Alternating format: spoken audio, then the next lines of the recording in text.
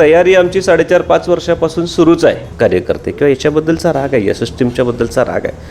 त्यांना ही टक्केवारी पसंत नाही आहे, तर त्यांनी पुढं यावं याच्यासाठीचे सगळे निकष आम्ही लावून ठेवलेले आहेत. बाबा हे कोल्हापूरचं इन्फ्रास्ट्रक्चर उभं केलं तर कोल्हापूर तरुण राहील, नाहीतर 30-40-50 वर्षानंतर कोल्हापूरमध्ये तरुणांना शोधावं लागेल आपल्याला. जसं जसं इलेक्शन वातावरण तापेल तसं तसं विविध मुद्दे घेऊन आम्ही तुमच्यासमोर येतच राहणार आहोत. येणाऱ्या आता स्थानिक स्वराज्य संस्थांच्या निवडणुकांसाठी आम आदमी पार्टीची तयारी कशी सुरू आहे? अतिशय चांगल्या पद्धतीनं आम आदमी पार्टी या निवडणुकांकडं बघते, उतरते. आणि स्थानिक स्वराज्य संस्था जरी ह्या 4-5 दिवसापूर्वी घोषित केल्या असल्या तरीसुद्धा आम आदमी पार्टी ही गेले 4.5-5 वर्षापासून रस्त्यावरची लढाई लढते. लोकांचे विविध प्रश्न आंदोलनाच्या माध्यमातून मांडायचा प्रयत्न करते. निवेदन देऊन अधिकाऱ्यांशी सामोपचाराची चर्चा करून सोडवण्याचा प्रश्न करते. त्यामुळं तयारी आमची 4.5-5 वर्षापासून सुरूच आहे. आता फक्त निवडणूक जिंकण्याचा जो टप्पा आहे तो आम्हाला पार करायचा आहे. आता आम आदमी पार्टी स्वतंत्रपणे निवडणूक लढवणार की समन्वयाची भूमिका कोणत्या पक्षासोबत घेणार आहे? बेसिकली आंदोलन उभा करणं आणि निवडणुका लढणं म्हणजे या सगळ्यांचं रूपांतर मतामधनं कन्वर्ट करणं ही खरोखर आजच्या काळातली मोठी टास्क आहे. तरीसुद्धा आम आदमी पार्टीच्या माध्यमातून आम्ही महाविकास आघाडी, इंडिया आघाडी किंवा समविचारी पक्ष जे काय आहेत यांच्याशी आमची प्राथमिक स्वरूपात चर्चा सुरू आहे. आणि एकत्र मिळून जर लढलो तर कुठंतरी आपण या निवडणुका जिंकू शकतो, सत्तेमध्ये येऊ शकतो. कारण निवडणूक नुसतं जिंकून उपयोग होणार नाही, तर सत्तेमध्ये गेलं तर लोकांचे जे काही समस्या आहेत, त्यांची कामं आहेत, ती अजून चांगल्या पद्धतीनं आम्हाला सॉल्व करता येतील. तर या हिशोबानं आमची चर्चा सुरू आहे. महाविकास आघाडीचे नेते, इंडिया आघाडीचे नेते आणि सर्वच समविचारी घटक पक्षांच्याबरोबर चर्चा चालू आहे. आणि त्या माध्यमातून एक चांगलं आव्हान आम्ही सत्ताधाऱ्यांना देऊ शकतो. स्वतंत्रपणे आम आदमी पार्टीकडे निवडणूक लढण्याची एक भक्कम बाजू आहे असा विश्वास आहे. तर असा विश्वास आजही पक्षाकडे आहे का? 100% आहे. निवडणुका लढणं, तुम्हाला तेच म्हटलं आम्ही 4-4.5 वर्षापासून आम्ही तयारी करतो आहे. आणि आमच्या प्रत्येक कार्यकर्त्याला विश्वास आहे की आम्ही खूप चांगल्या पद्धतीनं निवडणुका लढू शकतो. आणि त्या हिशोबानं आमची वाटचालसुद्धा आहे. कोल्हापूर आणि पश्चिम महाराष्ट्रात पक्षाचा विस्तार करताना कोणत्या गोष्टींना जास्त प्राधान्य दिलं जातं? आम आदमी पार्टीच्या माध्यमातून पक्षविस्तार करत असताना खऱ्या अर्थानं जे दिल्ली मॉडेल, जे सक्सेसफुल मॉडेल आपण म्हणू शकतो, ज्याच्यामध्ये सर्वसामान्य लोकांच्यासाठी सुविधा देणं, जसं की त्यांच्या मुलाबाळांसाठी चांगल्या शिक्षण व्यवस्थेच्या शाळा उभा करणं, त्यांच्या घरातल्या ज्याला आपण आईवडील असू देत किंवा बुजुर्ग माणसं असू देत, वयोवृद्ध माणसं असू देत, त्यांच्यासाठी आरोग्याच्या चांगल्या सुविधा उपलब्ध करून देण्यासाठी मोहल्ला क्लिनिकसारखे किंवा अत्याधुनिक हॉस्पिटल उभा करणं, हे खऱ्या अर्थानं दिल्लीचं मॉडेल आहे. शालेय जीवनापासून मुलांना बिझनेसची आवड व्हावी तशा पद्धतीचे क्लासेस त्या शाळेमध्ये तयार करणं, हे आम आदमी पार्टीने केलेलं. आणि हेच मॉडेल खरं तर संपूर्ण भारताला अभिप्रेत आहे की लोकशाहीमधनं काय मिळालं पाहिजे. लोकशाहीमधनं आमची मुलं हेल्दी घडायला पाहिजेत, आमच्या घरामध्ये आरोग्य असायला पाहिजे, आमच्या घरामध्ये चांगलं वातावरण, शिक्षणासारखं वातावरण असायला पाहिजे. आणि ही भूमिका आम्ही पटवून द्यायचा प्रयत्न करतो आहे. संपूर्ण पश्चिम महाराष्ट्रातच नव्हे तर पूर्ण महाराष्ट्रात आमची ही भूमिका घेऊन जायचा आम्ही प्रयत्न करतो आहे. आता मला एक प्रश्न विचारायचा आहे की आम आदमी पार्टीकडून जेव्हा आपण लढता तेव्हा तुम्ही नागरिकांना किंवा पहिल्यांदा जे मतदान करतात आता नवीन तरुण पिढी, त्यांना काय संदेश किंवा आवाहन कराल? मी त्यांच्यासाठी एक पिक्टोरियल मेसेज देईन त्यांच्यासाठी खास करून. जर तुम्ही इथं वरती बघितलं, अनायसे आपण लकीली याच पोर्शनमध्ये बसलेलो, जर तुम्ही इथं बघितलात की बाबा काय आहे पार्किंग व्यवस्था कोल्हापूरची, त्याच्यानंतर घरपोच दाखले, एक छोट्या गोष्टी आहेत. जन्ममृत्यूचा दाखला घरात मिळणं हे खरं तर खूप चांगलं आहे, त्याच्यासाठी फेऱ्या घालायची गरज नाही आहे.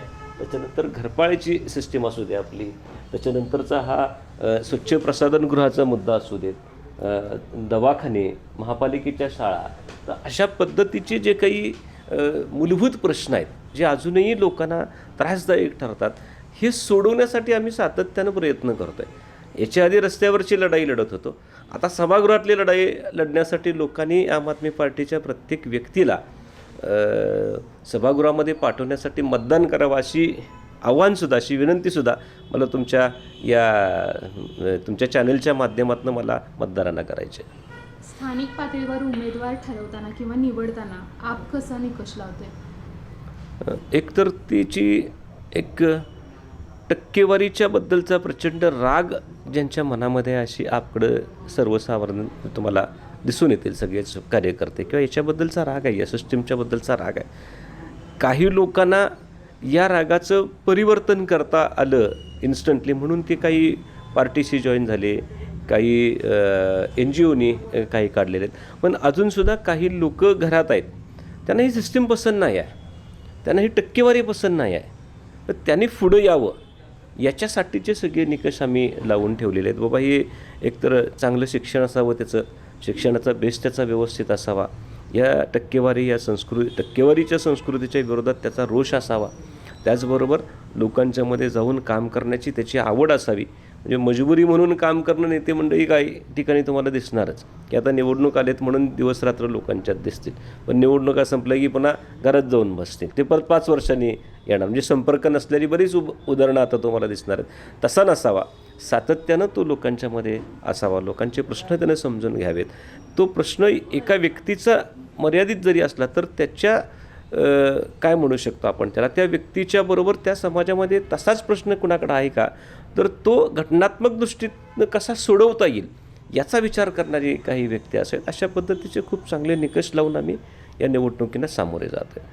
तर आता सर तुम्ही सांगितलं की छोट्या छोट्या गोष्टींमधून सुद्धा लोकांच्या ज्या गरजा आहेत, ज्या समस्या आहेत त्या सोडवण्याचा आपण प्रयत्न करतायच. पण आता जर आपल्याला संधी मिळाली आपल्या पक्षाला, तर अजून इथून नवीन विचार काय असणार आहेत, किंवा आपलं काय नेमकं ध्येय असणार आहे की आता हे मला करायचं आहे येत्या 100 दिवसात किंवा? बेसिकली कोल्हापूर महानगरपालिकेच्या क्षेत्रापुरत्या ह्या निवडणुका आहेत, म्हणून मी 2-3 गोष्टीवर ज्या कोल्हापूरच्या संबंधित आहेत.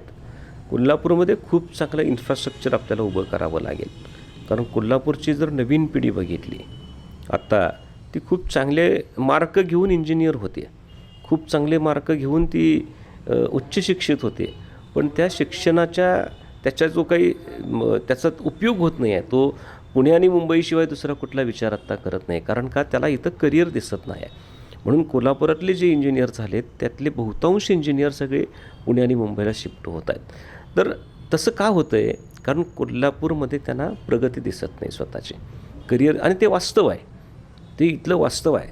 आणि मग तो इन्फ्रास्ट्रक्चर उभा करण्यासाठी कोणच पुढाकार घेतलेला नाही आत्तापर्यंत, आणि तो पुढाकार घेण्याचं काम आम आदमी पार्टी करणार. हे कोल्हापूरच्या युवकांना माझी साथ घालायची आहे या माध्यमातून. कोल्हापूरचं इन्फ्रास्ट्रक्चर उभं केलं तर कोल्हापूर तरुण राहील, नाहीतर 30-40-50 वर्षानंतर कोल्हापूरमध्ये तरुणांना शोधावं लागेल आपल्याला, कारण ते सगळे शिफ्ट होण्याच्या करिअर दिसत नाही आहे त्याला. आणि तोच मुख्य मुद्दा घेऊन कोल्हापूरचं, मग त्याच्यामध्ये सगळंच आलं.